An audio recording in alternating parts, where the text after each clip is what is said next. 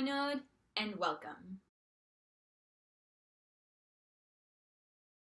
So, as you can see by the title of this video, we shall be discussing 50 Shades Darker, the sequel to 50 Shades of Grey. And if you didn't already know, I actually made a video on the first movie, so if you want to check out that video, you can click up above to watch it. The sequel is about, we continue to follow Anna and Christian Grey on whatever kind of relationship they have. So this movie starts with them having a serious relationship.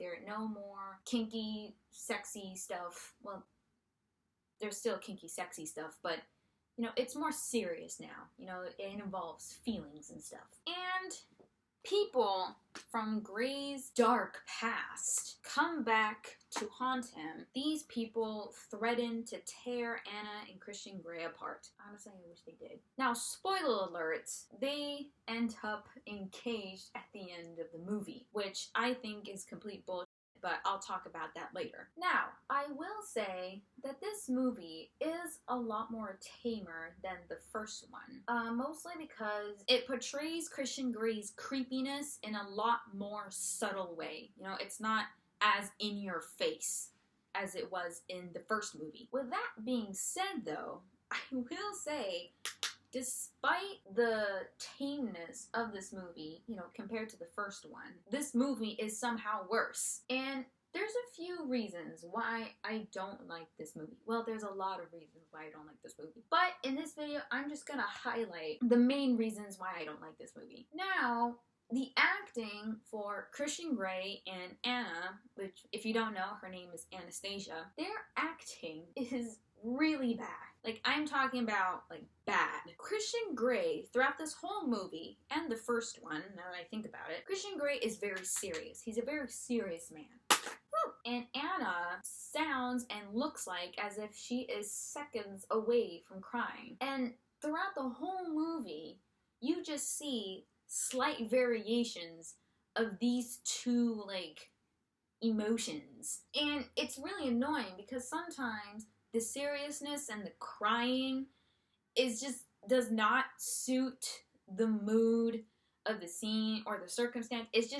It doesn't suit it at all. And I'm sure it's not the actor's fault. I think it's more about, the script they were given. Because, honestly, the dialogue and the actions within this movie are just bad. They're just plain bad. I would say that the best actor in this movie, and in the first movie as well, is Dakota Johnson. For what she was given, she was actually pretty good. But still, it was still pretty bad. I looked up Dakota Johnson online, and it turns out that 50 Shades of Grey was her first major role. So I can kind of understand that, she was bad in this movie. But again, she was pretty good compared to the rest of the cast. Another reason why I didn't like this movie, it's not about anything specific. It's just about the overall film. And that is, this movie is not a romance film at all. This is a BDSM sexy porno movie, if I have to be very blunt about it. Let me tell you what I think a romance movie would be. A romance movie, to me, is about two characters getting to know each other and enjoying each other's company on a higher and more intimate level than a friendship. So that not only do the characters get to know each other on that level, but also the audience also gets to know them on that level. So we, the audience, can root for the couple. In this movie, as Anna and Christian Grey start a serious relationship, we see none of that. None of that getting to know each other, none of that, intimacy that comes with romance. Because we know next to nothing about Anna or Christian Grey for that matter. For example, throughout the movie, not throughout the movie, but at some point in the movie, Christian Grey's birthday comes up. And, it's this, really important day of the year because, it's his birthday. And, you know, it's very important to Anna because, you know, they're starting out this new relationship and, you know, she wants to get him something. So, you may be asking, oh, that's nice. When is his birthday? I would tell you, I have no idea. Like, we don't know when the movie is set. We don't know when the date is. We don't know. Do I know how old he is? You know, and Anna and Christian Grey don't seem to have a lot in common. I think they're just like sex fiends. You know, that's all they are. Another thing I've noticed about this movie is that Anna and Christian Grey are just so horny all the time. It's like, wow. Like, they have sex more than they talk to each other. That's how horny they are. And I especially don't like this about the movie because it keeps on pushing the narrative of sex equals love. You know, if you have sex with someone, that means you're in love with them, right? And for a lot of people, that's not the case at all. In fact, people would say that not having sex with someone means that you love them, because you're not just using them for their body. You're not just attracted to them because of their body. You know, you like them for their personality. Again, basis of romance. The most I can say about Christian Grey's relationship with Anna is they're just acquaintances with benefits. That is all they are. You know, and I said earlier that they get engaged to be married. And I think that's complete bullshit because, again, we don't get to know the characters. They only have sex. There's no, like, proper romance, anything in it. They basically have no basis for marriage. They're just using each other for sex, and that's it. Now, the main reason why I hate this movie, and why I hated the first movie, is Christian Grey himself. This comes to no surprise to any of you, but, you know, let me just get started, you know? So, I acknowledge that Christian Grey has a lot of problems. He has been, like, sexually abused, he's been neglected and his mother died, you know, stuff like that. And, you know, I have no problem with him having those problems. But the thing is, with Christian Grey himself, is that he doesn't seem to address them in, like, a healthy way. Now, I have a quote here that he said when Anna asks him why he is the way he is. Why does he need to dominate over women and blah, blah, blah. He says, and I quote, "My birth mother died when I was 4. She was an addict. Crack. You can fill in the blanks." Now, I noticed throughout this entire movie, Christian Grey blames, like, 98% of his problems on his birth mother. And I have a problem with that because his birth mother died when he was 4, right? And I do understand that he has trauma from, you know, knowing his mother and knowing that she was a drug addict. But there is so much he can blame on her. I don't know how to say this without sounding like a jerk, but so much has happened to him since his mother died. Most of the blame he can put is on himself and Elena, you know, the woman who sexually abused him. I don't think it's fair to blame his birth mother, who, by the way, need I remind you, is, you know, has been dead for like 20 plus years. And I have a problem with this because this man, this grown-ass adult, is, like, in his late 20s, I think, and as a grown-ass adult, he can make his own decisions. Like, I feel like by blaming his birth mother, he's trying to, like, shift the blame onto someone else. Like, I don't know if I'm explaining my point properly, but, you know, like, you cannot blame your parent who has died when you were 4 for the decisions that you have made in your late 20s, early 30s.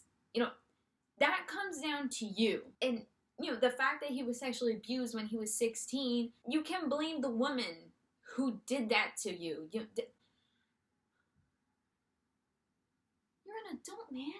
It's editing Hanood here. Hi. I just came on here to clarify that my main issue with Christian Grey, not just with this movie, but in general, is that he is a 27-year-old millionaire who has admitted that he has a lot of trauma and issues from his past. You know, mind that he has issues. I mean, anyone is allowed issues. But I just wanted to say, like, does he take the necessary steps to learn how to cope with those issues?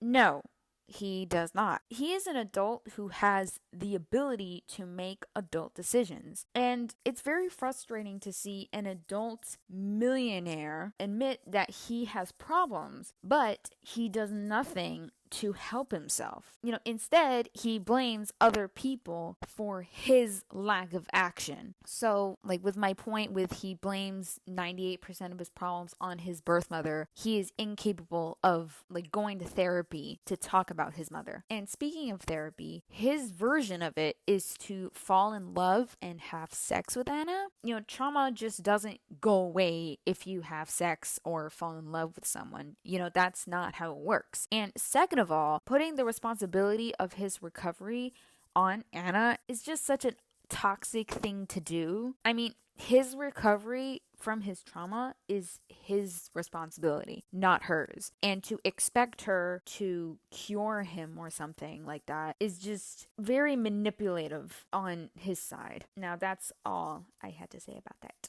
Anyways, speaking of, 4 to 16, he has been living with the Grey family, his adoptive family, for the 12 years between his mother dying, his birth mother dying, and Elena sexually abusing him. And there's this scene where Christian Grey gets into a helicopter accident, and, people are fear that he's dead. So Anna, her friends, and Christian's family gather in the penthouse, for any updates of Christian Grey. Christian Grey's mother goes up to Anna and says, and I quote, "He never let anyone get close until you came along." When I heard that, my first thought was, really? Never?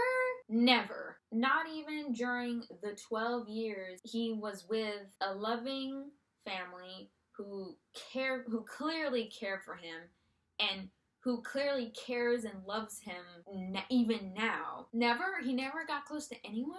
He doesn't have any friends that he hangs out with? Well, I'm not really surprised he doesn't have friends. No one?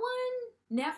Like, this statement is a bit iffy to me because it implies that Christian Grey has no life outside of Anna. He has no friends. He's not close with his family, apparently, even though he talks to them regularly. I get not opening up about the sexual abuse that he's been through, but he was never close. Like, that is just a very, very, unhealthy behavior, because really, his love interest is the only person he ever got close to. I don't know what else to say other than, that's just weird. And I'm pretty sure that's a red flag. Jesus, Anna needs her space. Get some friends. Speaking of Anna needing some space, there is a Psycho X in this movie. When isn't there? And this Psycho X has broken into Anna's apartment and threatens to,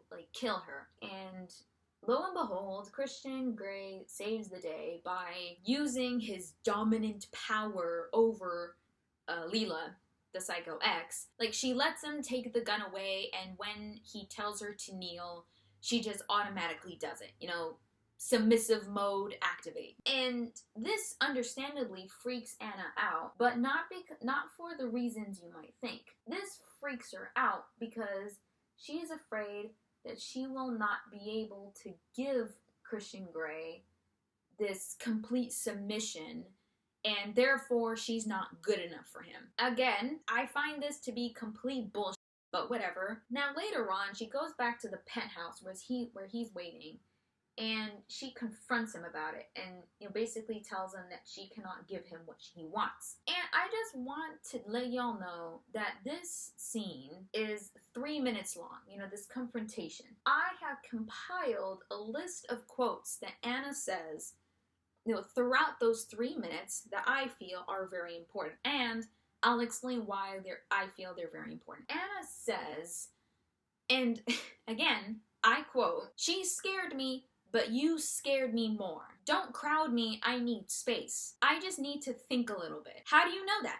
How can I believe you? I want to believe you. I do, but I can't." In response to these statements, or just Anna confronting him in general, he goes into a submissive pose. So he kneels down on the floor with his hands like on his knees, like this, you know, classic submissive mode. And then he basically tells her that the reason why he has this need to like dominate and why he's so into this kinky sexy stuff is because he wants to punish women that look like his birth mother.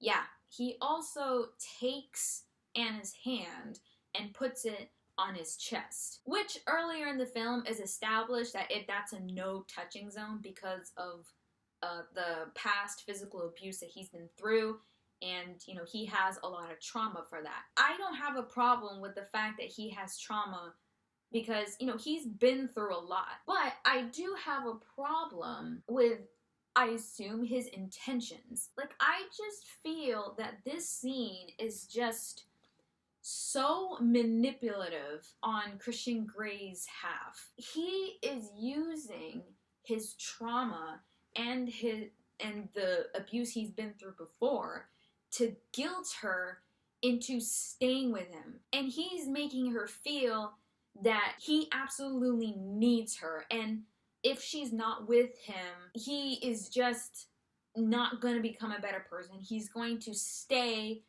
the person that he is. That if he stays a person, that it's her fault. This pisses me off so much, because this is the kind of thing that abusers do. They guilt their partners into not leaving them. And when I was watching this movie clip on YouTube, you know, I was scrolling through the comments and people were saying that, oh my god, this scene is so romantic. He's like opening up to her. Let me tell you that throughout the whole movie, he had every opportunity to open up about his past. And, you know, she always asks him, why are you like this? Why are you like this? I don't understand you. I want to understand you. I just find it very strange that he chooses to open up about his past and his trauma the moment she's about to leave him.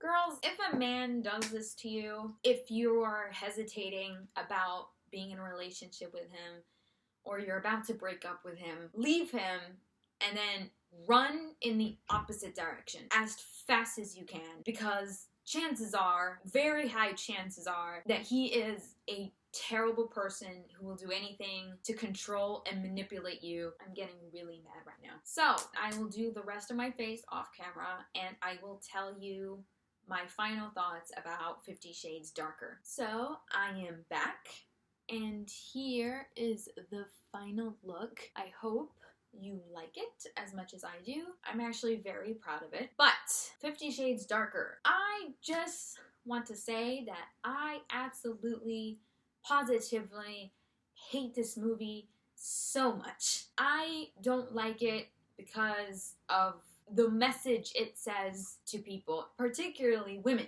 because it condones the kind of behavior that a lot of people would say is harmful and abusive to women, and it romanticizes it. Am I still convinced Christian Grey is a serial killer?